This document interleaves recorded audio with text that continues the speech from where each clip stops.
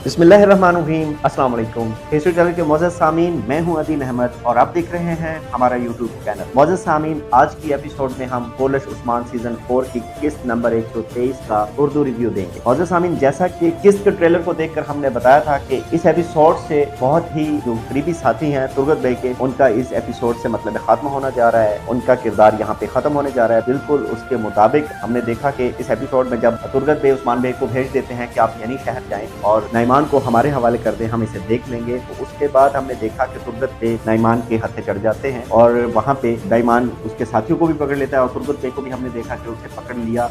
और उसके बाद तुर्गत को पकड़ने के बाद नईमान कहता है कि देखो तुर्गत उस्मान भाग गया है लेकिन तुम मेरे हाथ आ गए हो, अब तुम्हें मुझसे कौन बचाएगा।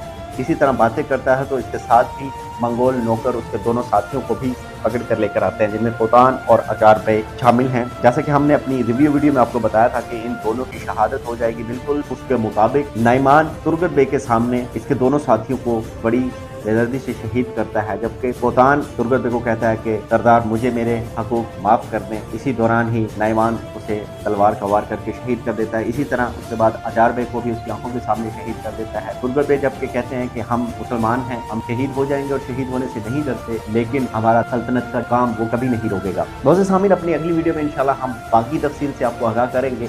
तो जल्दी से चैनल पर नया हो दोस्तों, हमारे चैनल को सब्सक्राइब कर दें, वीडियो को लाइक और शेयर कर दें, बेल आइकन का बटन जरूर दबाइएगा ताकि आने वाली हर नई वीडियो का नोटिफिकेशन आपको मिल सके। मिलते हैं अपनी नेक्स्ट वीडियो के साथ, तब तक मुझे दीजिए इजाजत।